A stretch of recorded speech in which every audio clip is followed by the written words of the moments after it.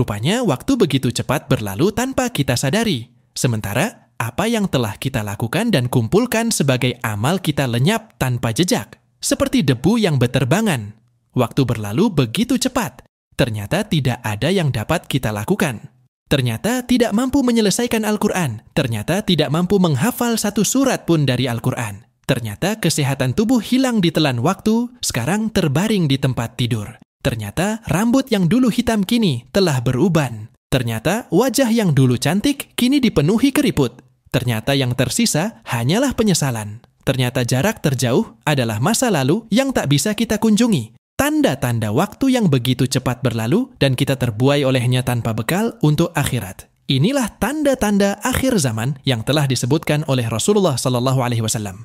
Beliau bersabda, tidak akan terjadi hari kiamat hingga zaman berdekatan. Waktu terasa singkat. Setahun bagaikan sebulan. Sebulan bagaikan sepekan. Sepekan bagaikan sehari. Sehari bagaikan sejam. Dan sejam bagaikan terbakarnya pelepah pohon kurma. Hadis riwayat Ahmad.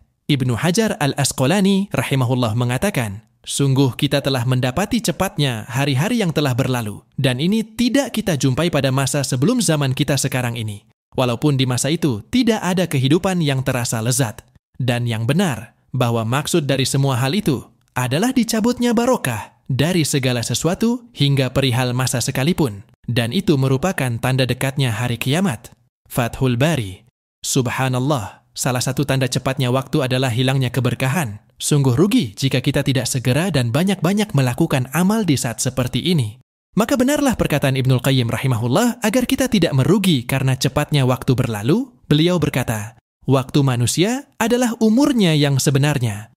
Waktu tersebut adalah waktu yang dimanfaatkan untuk mendapatkan kehidupan yang abadi dan penuh kenikmatan dan terbebas dari kesempitan dan azab yang pedih. Ketahuilah bahwa berlalunya waktu lebih cepat dari berjalannya awan, mendung.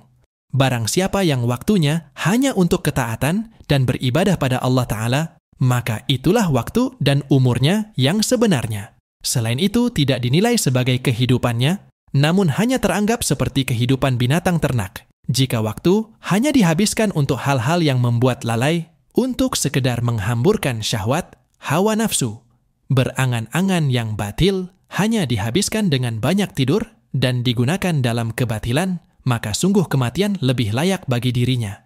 Kitab Al-Jawabul Kafi. Aun bin Abdillah rahimahullah mengatakan, sikapilah bahwa besok adalah ajalmu. Karena begitu banyak orang yang menemui hari besok, ia malah tidak bisa menyempurnakannya. Begitu banyak orang yang berangan-angan panjang umur, ia malah tidak bisa menemui hari esok. Seharusnya ketika engkau mengingat kematian, engkau akan benci terhadap sikap panjang angan-angan. Beliau juga berkata, sesungguhnya hari yang bermanfaat bagi seorang mukmin di dunia adalah ia merasa bahwa hari esok sulit ia temui. Jami'ul ulum wal hikam. Astaghfirullahalazim. Beristighfarlah karena waktu di dalamnya terdapat kondisi-kondisi tanpa amal, bahkan maksiat yang merengkuh kita hingga terbuai olehnya.